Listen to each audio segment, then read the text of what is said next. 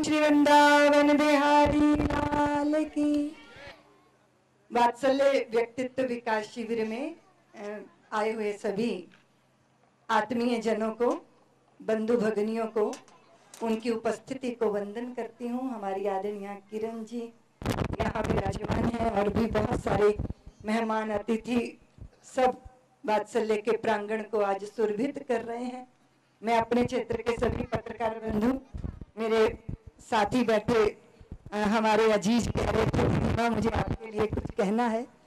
मैं सबके भावों को स्वीकार करती हूँ और आपके सुंदर भाव ही हमारी शक्ति है। हमारे बीच में अशोक जी भी बैठे हैं, उन्हें मालूम है कि कितना त्रसित और त्रिषित है मातृशक्ति गुंडों से, मवालियों से। किस तरह देश के अंदर रेप करके वृक्षों के ऊपर बेटियों को टांग के निरशंसता का परिचय कराया जा रहा है। इन सारी परिस्थितियों के बीच में हम एक आशा के साथ, यहाँ मेरे सम्मुख जो बच्चियां हैं, उनकी ऊर्जा, उनकी शक्ति, उनका अर्पण और समर्पण सचमुच शायद मुर्दे के अंदर भी जान डाल देने वाला दृश्य था। जब आप घोड़े पर सवार होकर और अग्नि की ज्वालाओं के बीच में अपने आप को झोंक रहे हैं। पराचितुन मृत चेतना, क्योंकि कई बार समाज पत्थर की तरह हो जाता है, उसकी संवेदना को जागृत करना एक बड़ा कार्य है बेटियों। दूसरों की तरफ आशा भरी दृष्टि से देखना, मुखापेक्षी होकर जीना, दैव दैव आलसियों की तरह पुकारना, ये भारत की पहचान कभी नहीं रही है। अभी वीरांगनाओं की आप बात सुन रहे थे, हमारी किरण जी तो राजस्थान से आई हैं, और मैं सदैव जब परिचय की बात आती है तो मुझे लगता है कि देश की बेटी का परिचय उसकी जाति नहीं है, उसकी बिरादरी नहीं है। अगर तुम्हारा परिचय दुनिया मांगेगा तो तुम्हारा परिचय एक ही है कि मेरा परिचय इतना कि मैं भारत की तस्वीर हूं, मातृभूमि पर मिटने वाले मत वालों की पीर हूं, उन वीरों की दुहिता हूं जो हंस हंस झूला झूल गए, उन शेरों की माता हूं जो रण प्रांगण में जूझ गए।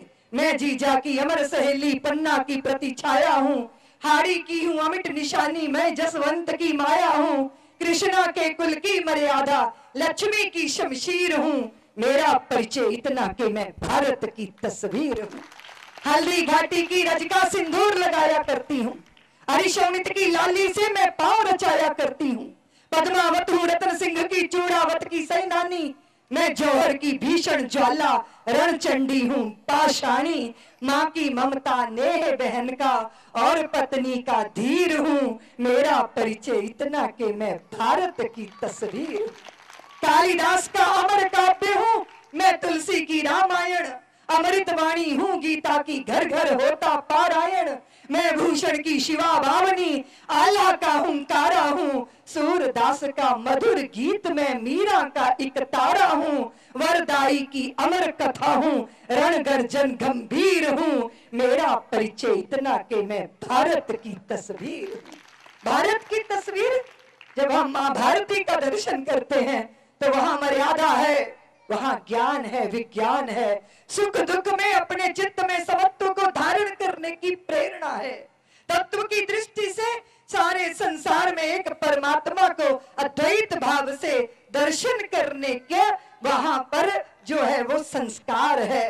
और व्यवहार जब आए तो अनासक्ति भाव से मेरा पराये के भेद को भूलकर सबको तृप्त करें, ये मर्म है हमारी संस्कृति का। हाँ, बीच का काल ऐसा था जिस काल ने, गुलामी के काल ने हमारे स्वरूप से हमें वंचित किया। बाल विवाह की प्रथा देश में प्रारंभ हुई, पर्दे में तुम्हें ढका गया, और फिर उसके बाद स्थितियां ये बनी कि तुम्हारी बेचैनी, व्याकुल, तुम्हारी आकुलता, व्याकुलता हिमालय से ज्यादा ऊंची हो गई। मैं मानती हूं कि घूंघट में रह के तुम्हारी सारी सामर्थ्य और क्षमताओं का दम घोटा गया था।